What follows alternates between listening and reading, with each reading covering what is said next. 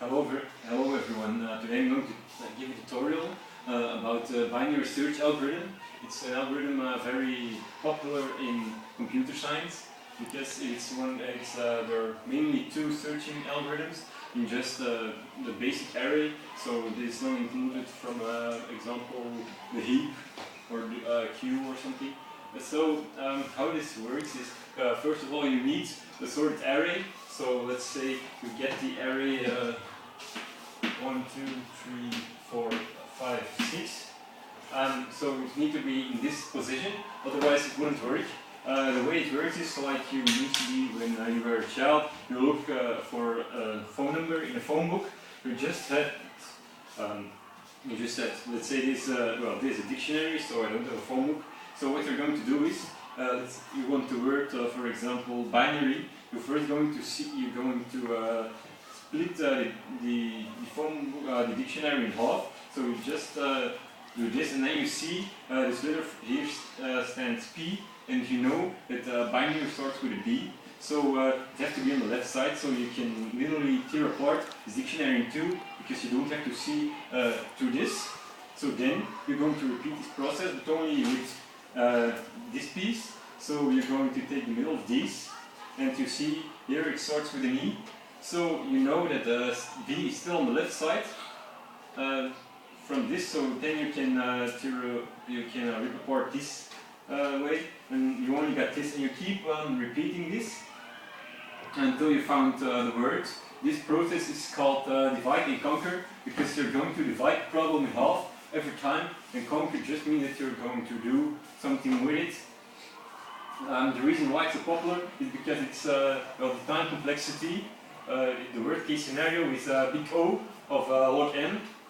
So I'm going to give the example I did for the dictionary. I'm going to do it with array. So let's say you want to find the key 1. So what you're first going to do is see the length. You can see that this length is 6. So you're first going to search for the middle. You're going to add the total up. So it's 6, and you're going to divide by 2, so it's 3. So you get this element, you see 3. 1 is obviously less than 3, so then you can just wipe this out, because you don't have to see it, because you know that it doesn't need to be one of these 3. So then you're going to do the same. So you still get here 3 integers. Oh well, it can be also floating points and stuff, but so it doesn't have to be complex. Then here you get 3, you're going to divide it by 2, since we work with integers, with 1, and you automatically comes at this, and you know it's 1.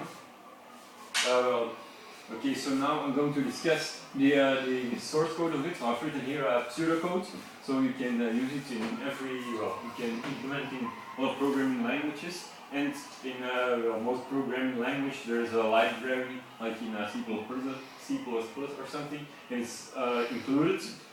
In C#, for example, it's array.binary search, you know, with the correct parameters as arguments. So first, you need 3 variables. I've named them left, right, and mid. Left and right, they just say if you get this array, the left is here at 0. And the other one is n-1, so the length minus 1, and it is 6. So left you're going to say it's 0, because at the beginning you want to see through the whole array, and then you want to split it up. So here the right is in the left of the array minus 1, because computers work with 0, so they start with 0 and then by 1. Then you're going to perform a while loop. The condition between while loop is while left is less or equal to right.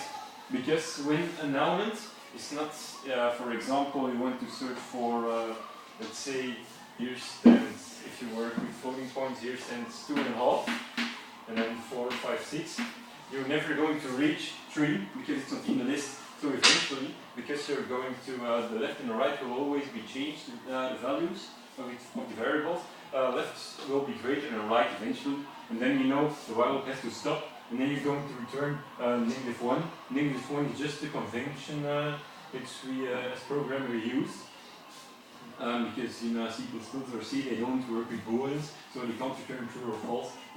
And since you always want to return an integer, because it has to be an index, So first you're going to set the variable mid. It's going to be left plus right divided by 2. So you find the beginning, the middle. Then you're going to do 3